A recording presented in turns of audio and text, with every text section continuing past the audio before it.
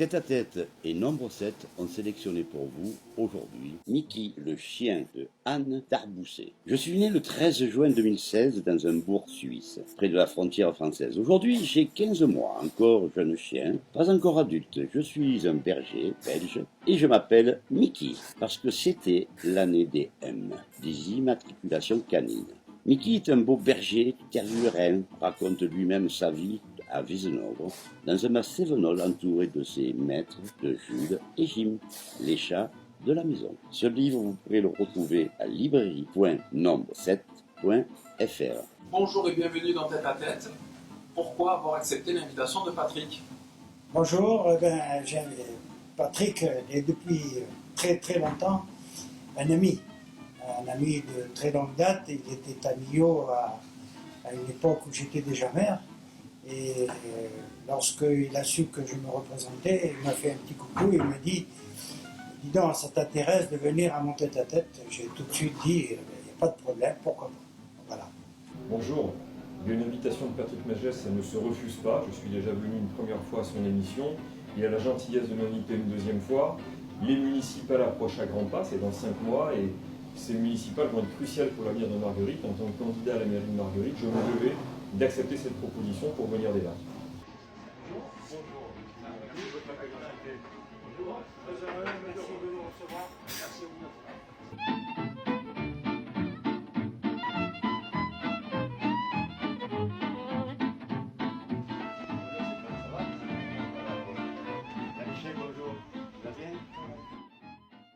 Bonjour à toutes et bonjour à tous, merci de prendre un petit peu de votre temps à nous suivre sur notre page Facebook, mais également sur YouTube.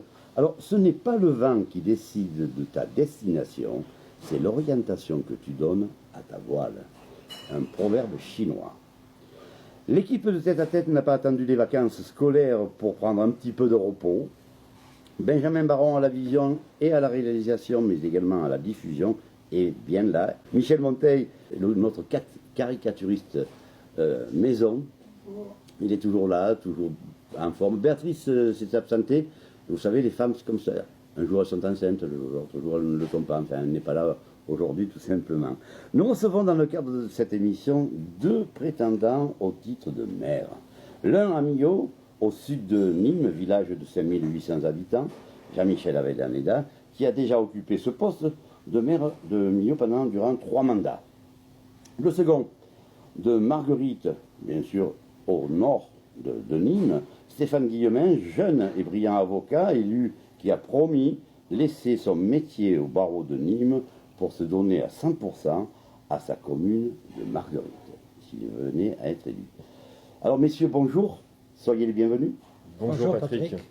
Soyez les bienvenus dans l'émission de Tête à Tête. Alors, qu'est-ce que c'est qu'un bon maire? Bon, je pense que, d'une manière générale, étant donné que j'ai été déjà maire pendant 3 ans, je crois sincèrement qu'il n'y a pas d'école pour former un maire. Alors, c'est quoi un bon maire? Un bon maire, c'est quelqu'un qui est fait pour. Qui est fait pour ça parce que il y a tellement de critères qui conviennent à cette fonction que l'on peut dire... D'ailleurs, je pense que je vais trouver certainement une image qui m'a toujours marqué, c'est le curé militaire, celui qu'on appelle très souvent l'aumônier. L'aumônier n'a pas de grade. Lorsqu'il discute avec une première classe, il est à sa hauteur. Lorsqu'il discute avec un général, il se met à sa hauteur, et le général se met à sa hauteur. Donc c'est quelqu'un qui absorbe toutes les doléances possibles et imaginables, les peines, les joies, etc. Je pense que c'est ça un maire. Bon, on va poser la question à Stéphane. Stéphane, c'est quoi un bon maire alors? Une des réponses à ta question était comprise dans ton introduction. Je pense qu'un bon maire, notamment, même s'il n'y a pas de recette miracle, effectivement, et de diplôme de maire qui soit délivré, un bon maire, c'est notamment un maire à temps complet. Et puis c'est un homme de terrain, c'est un maire de la rue et pas un maire de bureau. En l'occurrence, ce sera plutôt un maire des champs à Marguerite d'ailleurs qu'un maire des villes. Et c'est la raison pour laquelle j'ai effectivement pris l'engagement de cesser mon activité professionnelle si je suis élu maire de Marguerite pour me consacrer pendant 6 ans intégralement à ce mandat de maire. D'accord. Donc tu parlais de William Portal peut-être. Est-ce que c'est un élu, un maire de bureau, ou plutôt un maire de champ? Parce qu'on sait qu'il a fait quand même 30 années en tant qu'élu. Il a 74 ans. Donc qu'est-ce qu'il est? Est-ce que c'est un maire plutôt de bureau, plutôt un maire de... Non, en disant ça, je pensais simplement à l'élu de terrain, effectivement, à l'élu présent dans les différentes manifestations. Et je ne dis pas que les élus margueritois ne sont pas présents dans les différentes manifestations, mais étant moi-même particulièrement présent les week-ends et jours fériés aux différentes manifestations margueritoises, j'avais simplement cette idée en tête, mais je ne pensais à personne en particulier. D'accord. Donc alors, quelles sont les priorités que vous avez données, vous, à vos communes respectives, si toutefois vous étiez maire, les grands axes de votre projet pour Marguerite et pour Millau? Pour Marguerite. Que Marguerite, qui est la 3e ville de Nîmes Métropole, retrouve sa place et son rang au sein de l'intercommunalité. Que Marguerite retrouve un nouveau souffle, c'est le slogan de notre campagne, et puisse être considérée dans cette fédération de communes, parce que finalement la communauté de communes, l'intercommunalité, c'est un peu comme l'Europe, hein. C'est une fédération, c'est une confédération, je fais souvent ce parallèle, et je trouve aujourd'hui que Marguerite est un peu le parent pauvre de Nîmes Métropole, et je pense qu'elle devrait pouvoir convaincre nos dirigeants métropolitains du bien fondé de la réalisation de certaines infrastructures sur la commune. Et je pense que nous devrions pouvoir porter au niveau de cette métropole des projets plus ambitieux, des projets d'importance qui puissent être bien évidemment cofinancés par la collectivité. Donc un nouveau souffle pour Marguerite et puis je dirais peut-être une ambition également un petit peu plus importante. Nous en reparlerons. Donc quelles sont les priorités pour Millau? Qu'est-ce qui a été fait? Qu'est-ce qui n'a pas été fait? Et je veux rejoindre Stéphane parce qu'il a dit l'essentiel. Je pense que la commune de Millau, qui est en dessous de la commune de Marguerite, 5800 habitants à peu près. c'est ça. Et donc, bon, il y a quand même une petite différence. Et je pense qu'il y a plus que ça. Il y a quand même la vie de la commune. Une commune, elle vit à travers les associations. Lorsque les associations se meurent, c'est qu'il n'y a plus de dynamique. C'est le cas pour Millau? C'est le cas. Et effectivement le cas. Aujourd'hui, la vie associative est en déclin. La propreté dans la commune est en déclin. Le personnel municipal, qui à mon époque n'était pas syndiqué, il y a quand même 200 employés. Aujourd'hui, ils sont tous syndiqués. C'est la première fois dans les annales municipales de Millau où il y a eu une grève importante du personnel. Le personnel ne travaille plus parce qu'il n'y a plus de patron. C'est dû à quoi? C'est dû au maire? Je ne pense pas que ce soit uniquement lui le responsable, parce que le maire, il est à la tête d'une équipe. Et dans cette équipe, il doit y avoir des compétences. Malheureusement, ce qui est arrivé prouve en fait le déclin de cette liste qui s'est présentée en 2014, puisqu'il y a eu depuis 8 adjoints qui ont démissionné. Ce qui n'est pas le cas. C'est énorme. Ce qui est le cas à non, ce qui n'est pas le cas à Marguerite. Et la vie associative est quand même assez pleine. La vie associative est très dynamique à Marguerite, elle reste en bonne forme, pour reprendre le terme que tu as employé, mais la vie associative aimerait se retrouver au sein d'un lieu commun, la jeunesse également aimerait pouvoir se retrouver au sein d'un lieu de vie commun, les seniors également, et nous réfléchissons, même si le programme n'est pas encore totalement définitif, nous réfléchissons effectivement à pouvoir augmenter ce lien social entre les associations, entre la jeunesse, entre les seniors, et puis pourquoi pas les trois en même temps, dans une structure de vie qui serait effectivement construite à destination du tissu associatif notamment.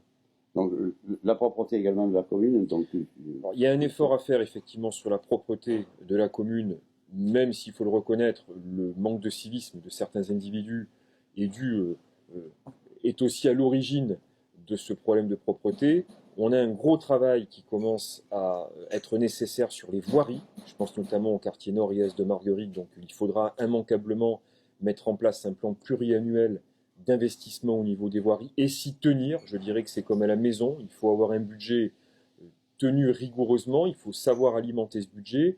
Mais aussi, il faut se tenir au plan d'investissement que l'on aura prévu. Donc il y a aussi un gros travail sur les voiries, sur les places publiques également de la commune, sur les aires de jeu, sur les espaces verts que l'on voudrait développer, entretenir mieux qu'à l'heure actuelle et développer, parce que nous souhaitons également pouvoir végétaliser cette ville plus qu'elle ne l'est à l'heure actuelle.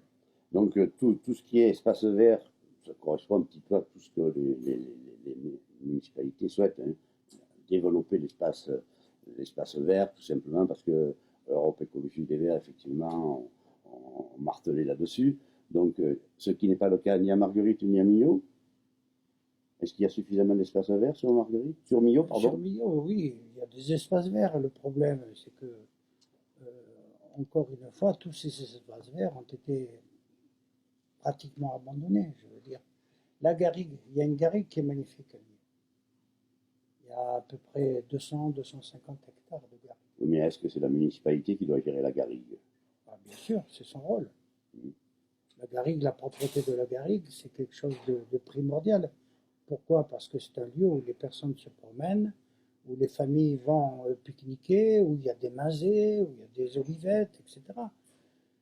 Mais le problème, et je rejoins Stéphane lorsqu'il dit qu'il y a un problème d'incivilité. Mais ça, je pense que c'est national. Et cette incivilité fait...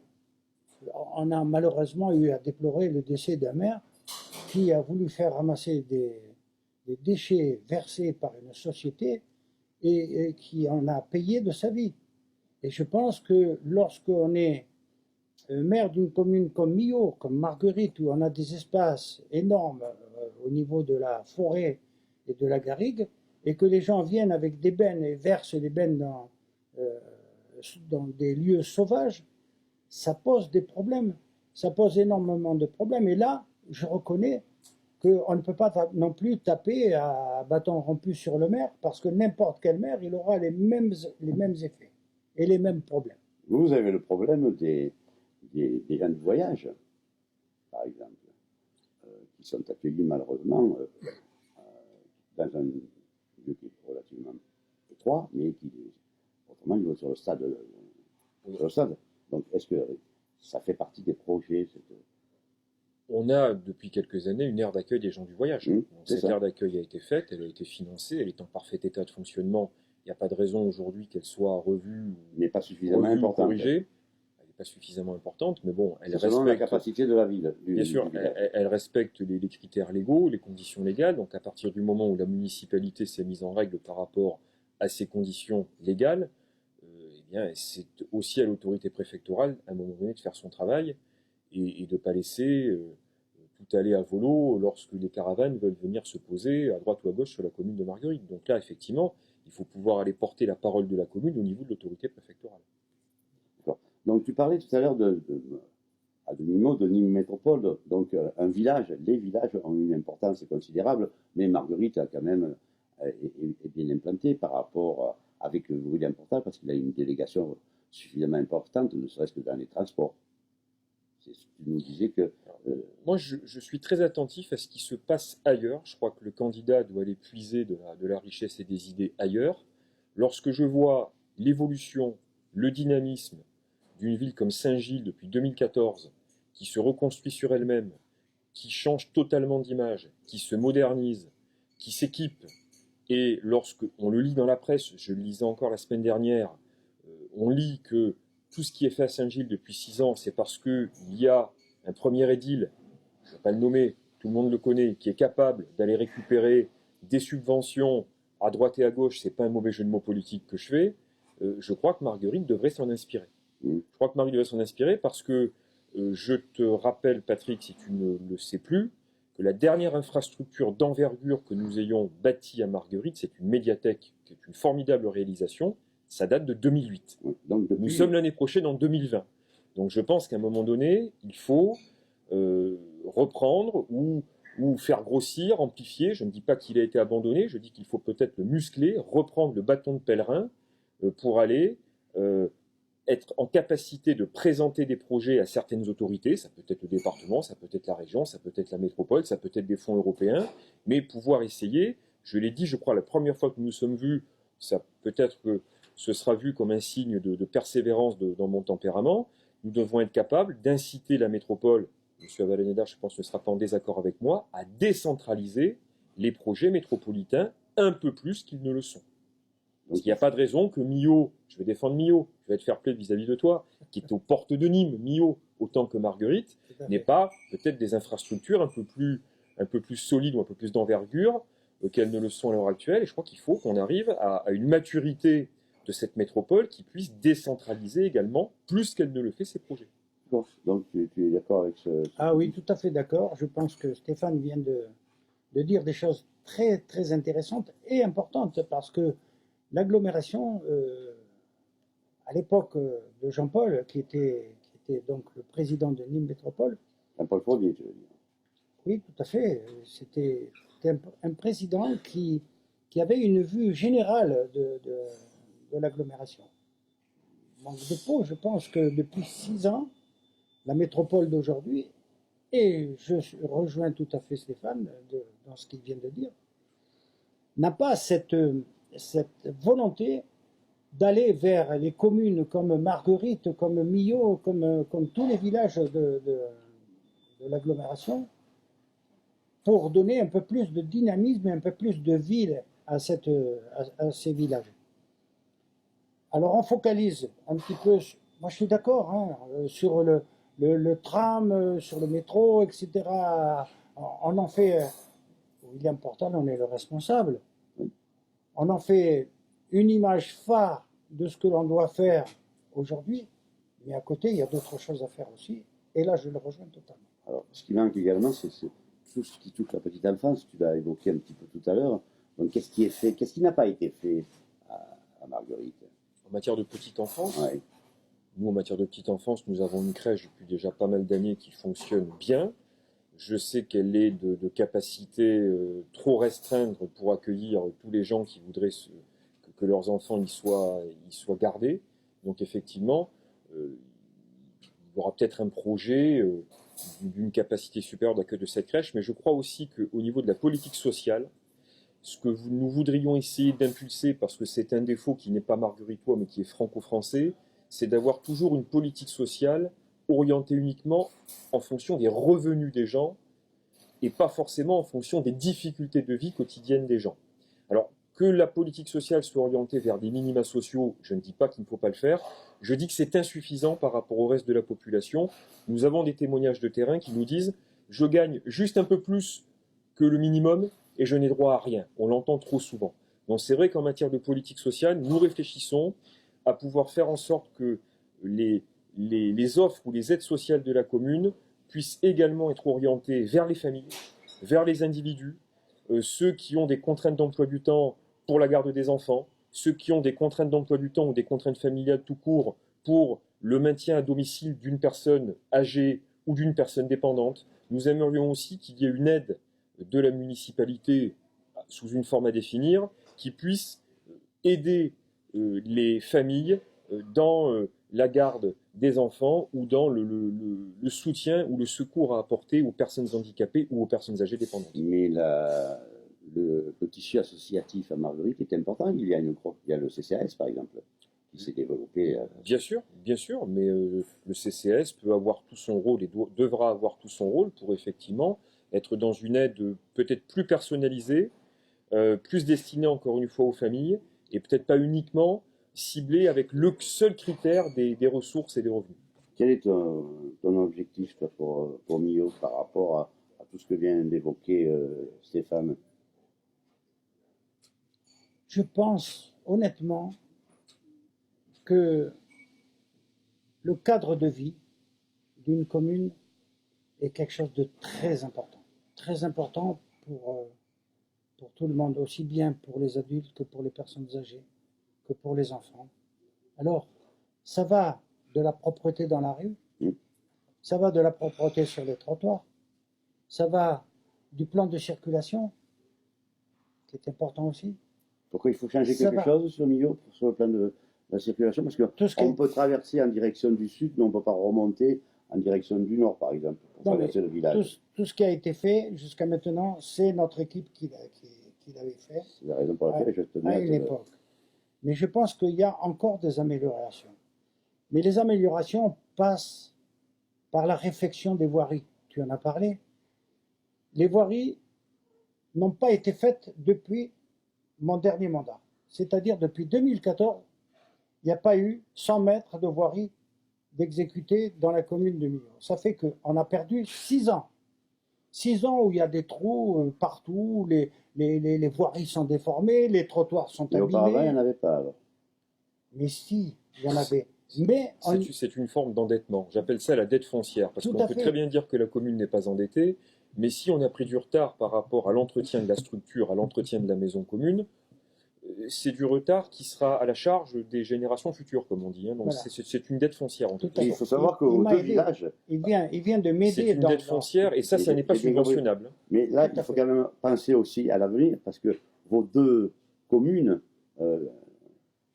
se rajeunissent.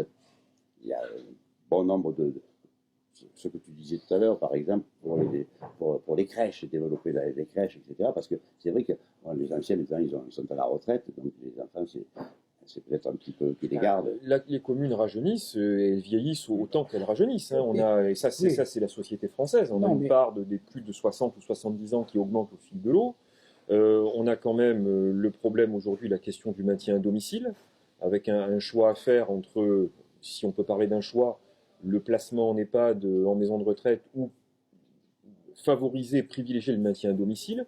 On sait très bien que l'entrée en institution fait perdre de nombreuses années de vie. Dès que la personne rentre en institution, elle a une espérance de vie qui diminue considérablement. Donc c'est vrai qu'il serait bien que les communes puissent aussi aider les seniors à demeurer à domicile. Et nous avons d'ailleurs une rencontre organisée, nous, avec les seniors le 8 novembre prochain, dans l'après-midi, parce que je crois que c'est vraiment un phénomène crucial. On n'a pas d'accueil de jour à Marguerite. Alors Marguerite n'est pas très loin de Nîmes, mais quand on a un certain âge, avec un conjoint malade, aller en accueil de jour sur Carrémo, ça fait loin. Ça fait loin, puis c'est coûteux, puisqu'on parle de social aussi. On n'a pas d'accueil de jour. On a un EHPAD qui est à proximité, notamment à Cabrières. Mais je crois que c'est une structure qui serait également nécessaire sur la commune, à Alors, réfléchir. je reviens, Patrick, parce Vas-y, que vas-y. il a parlé de crèche. À Millau, il n'y avait pas de crèche. On a fait une crèche. Je parle de mon époque. Hein. On a fait une crèche. On a fait une maison de retraite. On a fait un lycée. Bon, grâce au partenariat, région, etc., etc. Mais ça va de soi. On a fait tellement de choses que la commune était dans le brio, si on peut appeler ça comme ça. On était dans le brio.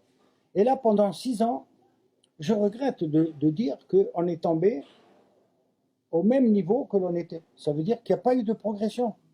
Lorsqu'on fait des promesses électorales, lorsqu'on se présente en tant que candidat et qu'on a un plan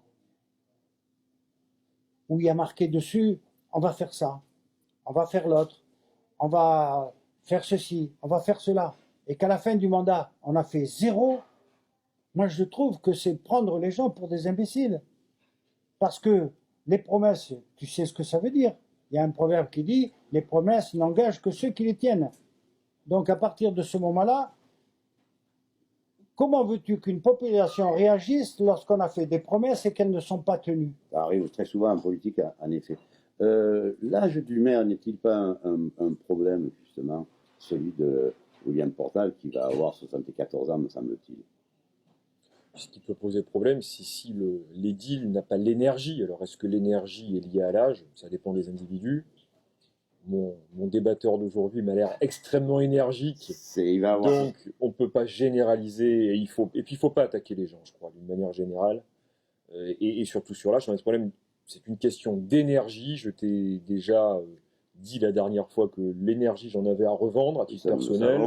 Bon, il y a un écart d'âge. Je rassure tout le monde, le point est réglé, et puis je vais laisser M. Avalanier se prononcer sur son énergie et pas son âge. Toi qui vas avoir 75 ans, moi je vais en parler quand même, parce qu'on critique l'âge du maire de Nîmes, Paul Fournier, on critique, enfin pour ma part, moi j'en ai parlé, celui de William Portal, puisque j'étais allé dans son bureau pour faire une interview, donc je te pose la question, tu n'es pas trop âgé à 75 ans pour Moi, être je crois qu'on n'a maire? pas le droit de dire ça, parce que je suis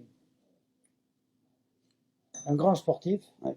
J'ai été un grand sportif. On ne peut pas avoir été, je le Bien conçois. sûr. Mais j'ai été un grand sportif et j'ai encore cette mentalité. Et puis, je pense que l'âge n'est pas un critère d'intelligence, ni de force, ni de caractère. Je pense que c'est dans la personne. Soit la personne, elle est faite pour gérer, pour commander, pour diriger, pour savoir écouter. Tout ça, c'est important. Et ce n'est pas l'âge qui compte. Il y a des gens qui ont 40 ans et qui ne savent pas écouter. Il y a des gens qui ont 40 ans et qui ne savent pas commander.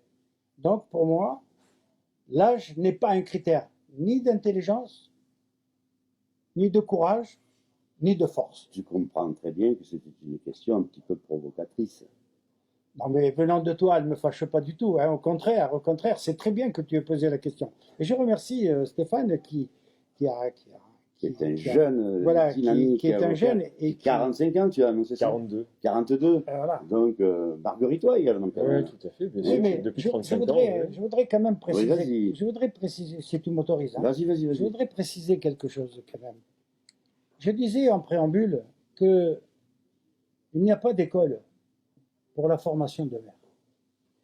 Par contre, il y a des règles. Stéphane, il se présente comme maire, mais derrière lui, il a déjà une carrière d'élu, une carrière d'adjoint. Donc il connaît les principes, il connaît les ficelles. Il sait comment fonctionne une municipalité. Et ça, c'est très important en ce qui le concerne. Par contre, quelqu'un qui arrive, qui se pointe, qui dit « Moi, demain, je me présente aux élections à Millau » et qui ne connaît rien de la vie municipale, ni de ses principes, ni de ses critères, ben, il se casse la gueule, ou alors il n'est pas capable, et on en arrive à ce qui est arrivé. Moi, en 20 ans, je n'ai pas eu de démission, 2, 3, peut-être en 20 ans. Hein. C'est vrai que... Mais là, 8 Millau. démissions en un seul mandat de responsable quand même, d'adjoint responsable, je trouve qu'il y a quand même une certaine incompétence. Donc, pourtant, je lisais ce qu'il écrivait, sera candidat sans étiquette. Il dit il y a du travail à finir. Ben, si tu nous disais qu'il n'avait pas commencé, donc. Il y a du travail à finir, effectivement, de ce que j'avais commencé. Donc, vos listes sont prêtes, vos colistiers sont. Vous avez réuni toutes les personnes qu'il fallait? Parce que c'est pas évident de monter une liste. Ma liste est prête. Ta liste est prête? Ma liste est bouclée. Je tenais également à te dire aujourd'hui que nous aurons certaines délégations qui n'étaient pas présentes jusqu'à présent au niveau des responsabilités communales. J'ai tenu à ce que quelqu'un soit en charge du handicap. Parce que je pense qu'au jour d'aujourd'hui, nous ne pouvons pas nous permettre de nous inscrire dans un quelconque projet communal sans avoir toujours cette idée en tête de faciliter la vie des personnes handicapées. Donc nous aurons quelqu'un qui lui-même souffre de handicap. Alors, pas tomber dans la caricature, je crois tout naturellement qu'il faut vivre ce genre de choses pour comprendre au mieux ce genre de choses. Donc nous aurons une délégation sur le handicap et nous aurons une délégation sur la sécurité. Nous aurons un adjoint à la sécurité. Je ne lâcherai rien sur ce terrain-là. La vie est de plus en plus compliquée à ce niveau-là. La sécurité, c'est la première des libertés. Nous avons de nombreuses incivilités sur Marguerite. Nous avons trop de cambriolages. Nous avons trop de personnes indésirables, pour ne pas dire plus, qui viennent sur le territoire de la commune, qui ne sont pas margueritois. L'été, notamment, je pense, mettre la pagaille à la piscine municipale et pourrir la vie des gens qui viennent se reposer et se détendre. S'il doit y avoir un rempart vis-à-vis de la sécurité et des incivilités, je serai celui-là. Ça existe également sur Millau. Tout à fait. Hein, ne serait-ce que pendant la fête votive. Alors là, c'est quand même tous les soirs, on sait que cette fête votive est arrêtée parce qu'il y a des incivilités, il y a de la bagarre. Oui. Sauf que pendant 19 ans où j'ai été maire, il n'y a jamais eu une fête arrêtée ni d'incident. Ça existe sur Millau, ça existe sur Marguerite. Non mais tu as raison, tu l'as pour t'exprimer. Donc mais lorsque l'on a 5 policiers municipaux sur une ville de 8600 habitants, ils font de leur mieux, ils font ce qu'ils peuvent. Il y a matière à réflexion à ce niveau-là, sans doute. Vous avez une gendarmerie quand même. Nous avons une gendarmerie, mais la gendarmerie, elle est sur des affaires criminelles, elle est sur des affaires de trafic de drogue. je dirais que les gendarmes, et c'est normal, dans une vie en société, c'est normal quelque part que les gendarmes soient à un autre niveau. Là, je te parle de nuisances sonores, je te parle de petites frappes qui viennent mettre la pagaille dans la commune, je te parle de sacs à main qui vont être arrachés, ou de vitres qui vont être brisées. Il est normal que les gendarmes, en quelque sorte, je ne dis pas qu'on fera pas appel à eux, j'aurais mauvaise grâce de dire ça aujourd'hui, mais je conçois que la gendarmerie est un autre rôle.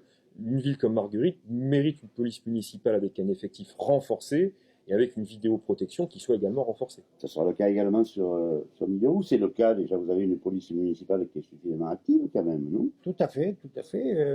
Je reviens justement aux incidents. Et ensuite, nous allons conclure l'émission. Je reviens aux incidents. Lorsqu'il y a la fête votive, le maire que j'étais, il commençait la fête votive, et le soir, il se couchait avec la police municipale. C'est-à-dire qu'il était présent sur le terrain. Ça, c'est important. Il était présent, pas tout seul, parce qu'il était présent avec ses adjoints. Donc, ce qui veut dire qu'il y a une implication de gens qui aiment leur commune et qui se battent pour leur commune. Je reviens toujours au même principe. Si tu te présentes pour être simplement élu, être derrière un bureau et dire « je suis le maire de Millau, je vais me promener avec mon écharpe, je vais au monument aux morts », c'est pas ça le rôle du maire. Le rôle du maire, il l'a dit, hein, c'est un homme de terrain. C'est quelqu'un qui est, le matin, quand il se lève, il est sur le terrain, et le soir, quand tout le monde est couché, lui, il se couche seulement. En un mot, ta liste est créée, montée, le nombre tout à fait, avec des adjoints et adjointes compétents dans tous les domaines, et parce que c'est très important, hein, c'est très important. Tu ne montes pas une liste comme ça pour dire je me présente aux élections. Non. Encore une fois, je reviens à ce que j'ai dit, il faut des gens compétents.